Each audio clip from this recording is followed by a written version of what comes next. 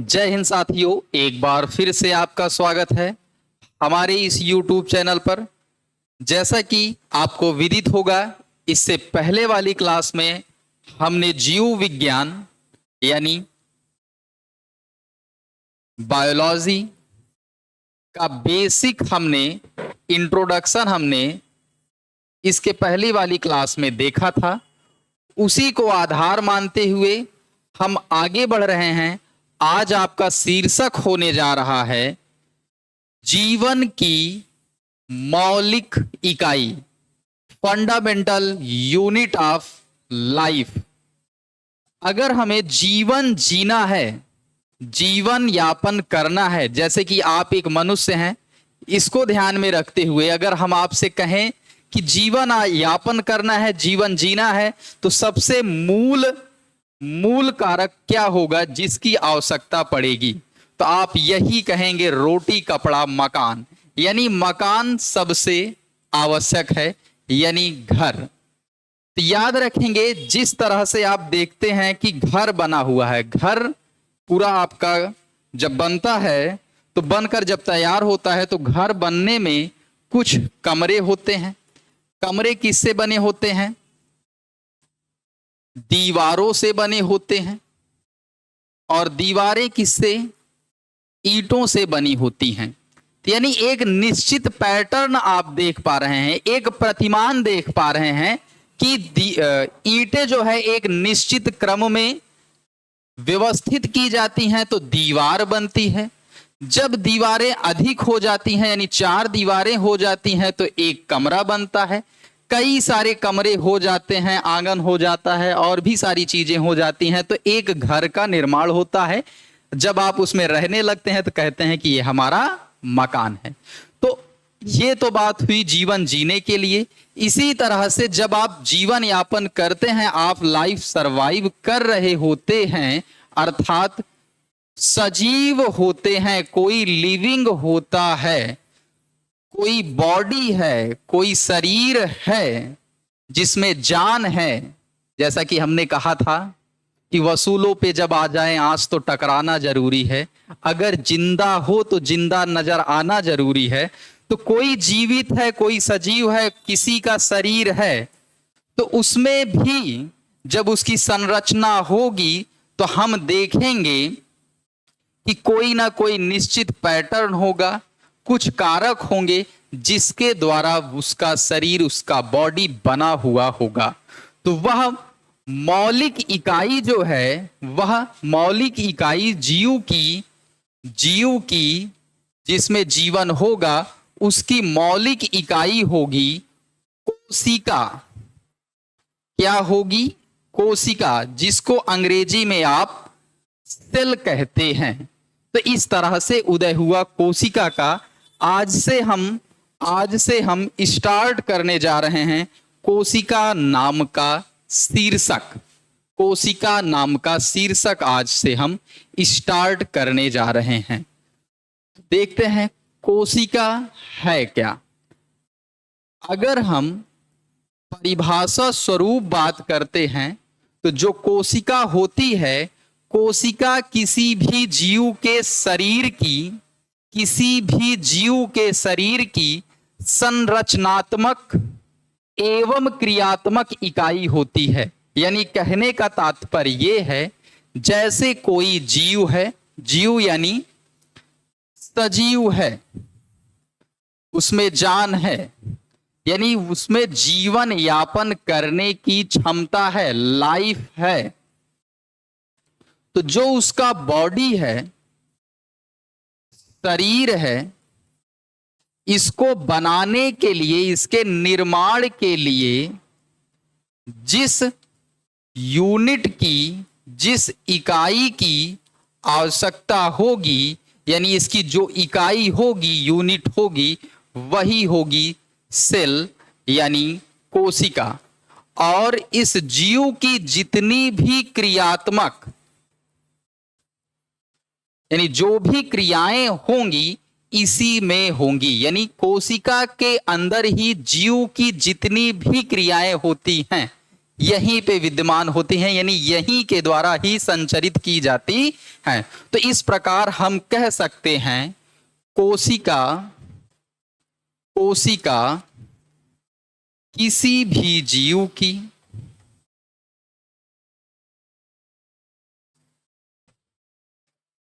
किसी भी जीव की संरचनात्मक एवं क्रियात्मक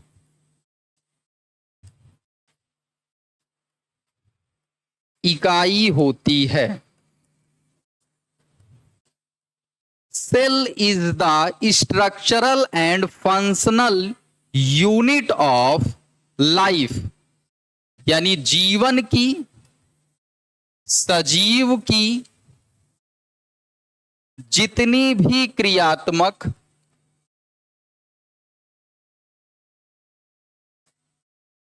और संरचनात्मक इकाई होगी वही होगी कोशिका। यानी कोशिका ही वह कारक है जिसमें किसी भी जीव की जो भी क्रियाएं, मूल क्रियाएं कर रहा है जो जीव, उसकी सबसे छोटी इकाई ही क्या है? कोशिका। यही है, यही वह जगह है, सबसे यूनिटिकल स्थान है जहां से किसी भी जीव की क्रियात्मक जो क्रियाएं हो रही हैं वह संपन्न हो रही हैं। अर्थात जो जीव बना हुआ है, जो संरचना हुई है उसकी, उसका सबसे छोटा मूल कारक, सबसे छोटी इकाई हम बात करें तो उसकी भी संज्ञा कोशिका को ही जाती है। आगे बढ़ते हैं इसी क्रम में।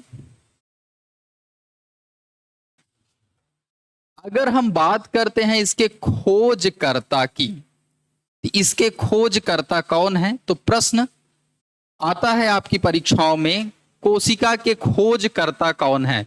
तो कोशिका की खोज सबसे पहले सर्वप्रथम 1665 में रॉबर्ट हुक ने की थी। रॉबर्ट हुक जो है वह पहले वैज्ञानिक थे जिन्होंने कोशिका को खोजा था। कोशिका की खोज 1665 में सबसे पहले रॉबर्ट हुक ने की थी। इन्होंने जब कोशिका को देखा था तो वह मृत था, मृत जीव था, ऐसा कह सकते हैं, मृत कारक था।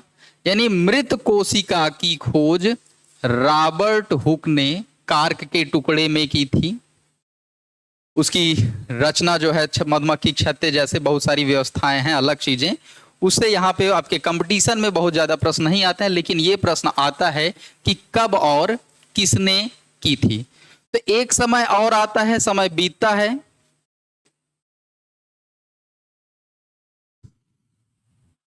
जीवित कोशिका, मृत कोशिका की खोज किसने?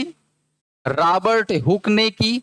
तो जीवित कोशिका को किसने खोजा, ये भी प्रश्न आता है। तो जीवित कोशिका की जो खोज है वह एंटोनी वान ल्यूवेनहॉक ने किया था। किसने? एंटोनी वान ल्यूवेनहॉक ने किया था।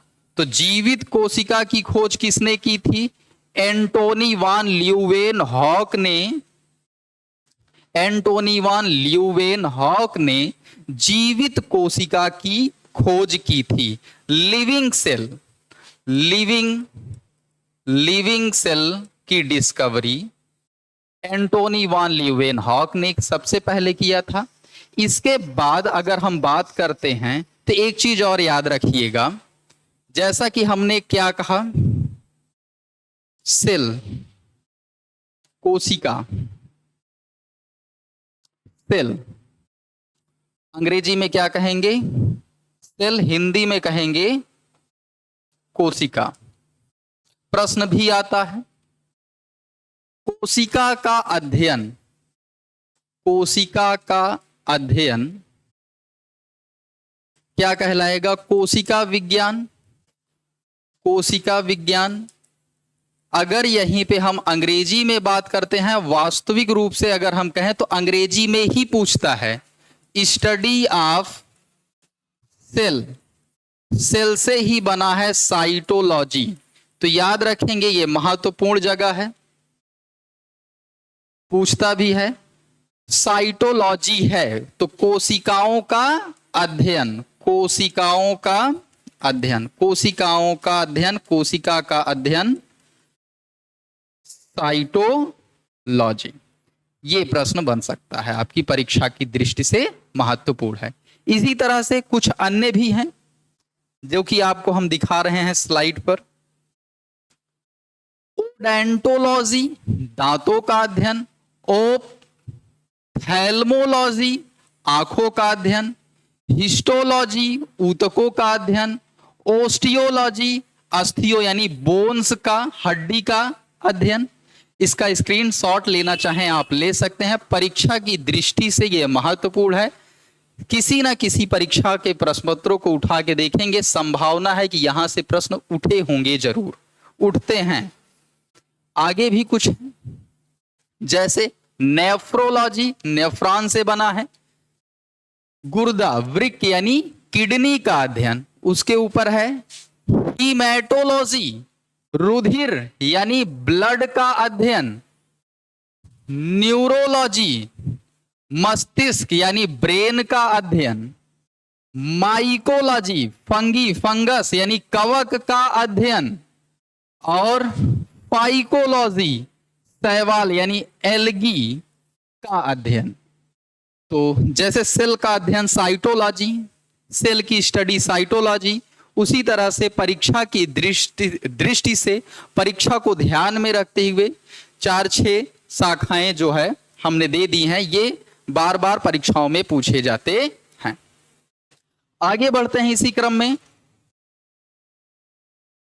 आगे प्रश्न उठता है कि कोशिका सिद्धांत, कोशिका सिद्धांत, सेल थ्योरी, सेल थ्योरी, इसका प्रतिपादन, इसके बारे में सबसे पहले किसने बताया? अगर हम प्रतिपादक की बात करते हैं तो इसका प्रतिपादन सबसे पहले स्लाइडन,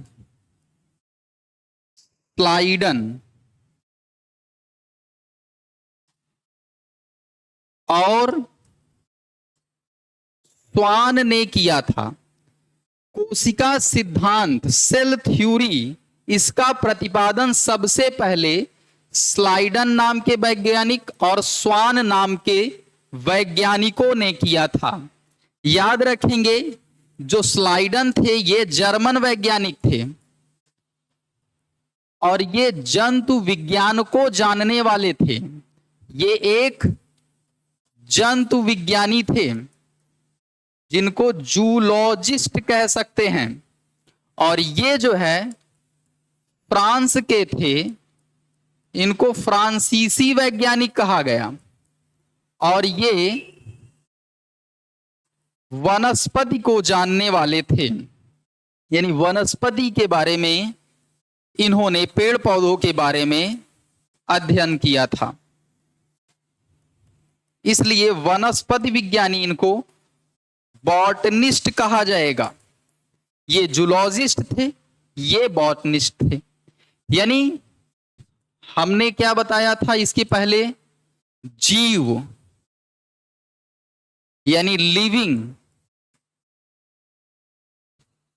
जिसमें लाइफ हो। अगर हम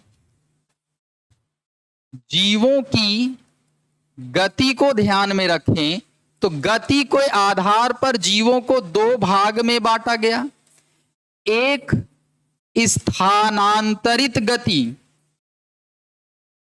पहला स्थानांतरित गति करने वाले जीव, दूसरा स्थानबद्ध गति करने वाले जीव। स्थानांतरित गति करने वाले यानी कहने का मतलब एक स्थान से दूसरे स्थान पर जो जा सके, ऐसे जीव। स्थानबद्ध गति करने वाले जीव, जो एक स्थान पर रहकर ही गति करते हैं, इसके अंतर्गत एनिमल आए और इसके अंतर्गत प्लांट आए। तो इस तरह से जीव विज्ञान की यानी बायोलॉजी की दो शाखाएं मिली थी, जिसमें जूलॉजी कहा एनिमल की स्टडी और प्लांट की स्टडी को हमने बॉटनी इसके पहले में बताया था। यानी कहने का तात्पर्य यह है, जूलॉजी को जानने वाला जूलॉजिस्ट जो जर्मन वैज्ञानिक स्लाइडन थे, इन्होंने जंतुओं की कोशिका पर विशेष अध्ययन किया था और कोशिका सिद्धांत के प्रतिपादन में अपना महत्वपूर्ण योगदान दिया था। इसी प्रकार जो स्वान है, फ्रांसीसी वैज्ञानिक, बॉटनी यानी प्लांट के बारे में ज्यादा अध्ययन किया था और कोशिका सिद्धांत के बारे में यानी जंतु वनस्पतियों को लेकर के, प्लांट को लेकर के अपना विशेष योगदान दिया था। इसके आगे विर्चो भी आते हैं, एक वैज्ञानिक है विर्चो, इन्होंने भी अपना योगदान दिया था। और भी कई सारे वैज्ञानिक हैं जो तरह तरह की परिकल्पनाएं करते हैं, लेकिन मुख्य रूप से अगर श्रेय जाता है किसी को कोशिका सिद्धांत के प्रतिपादन का, कोशिका सिद्धांत के बारे में बताने वाले के बारे में, तो स्लाइडन और स्वान हैं। इनके बाद विर्चो आते हैं, विर्चो आते हैं। अगर हम बात करते हैं सेल थ्योरी की, तो सबसे पहले हमने बताया स्लाइडन और स्वान ने अपना विशेष योगदान दिया था और इन्होंने एक मत दिया था कि जितने भी जीव हैं, दुनिया का हर एक जीव, जीव यानी सजीव, जिसमें जीवन है, जिसमें जीवन है, कोई भी जीव,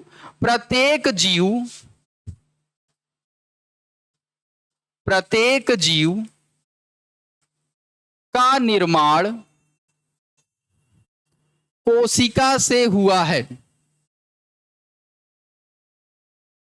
यानी स्लाइडन और स्वान जो दो ये वैज्ञानिक हैं, ये कोशिका सिद्धांत में अपना मत कुछ इस प्रकार देते हैं कि कोई भी जीव है, कोई भी सजीव है जिसमें जीवन है, अगर उसका निर्माण होता है तो उसका निर्माण किससे हुआ है? कोशिका से हुआ है। ऐसा इनका मत था, ऐसा इनका कहना था। इसके बाद ऐसा किसने कहा? स्लाइडन और स्वान ने कहा था।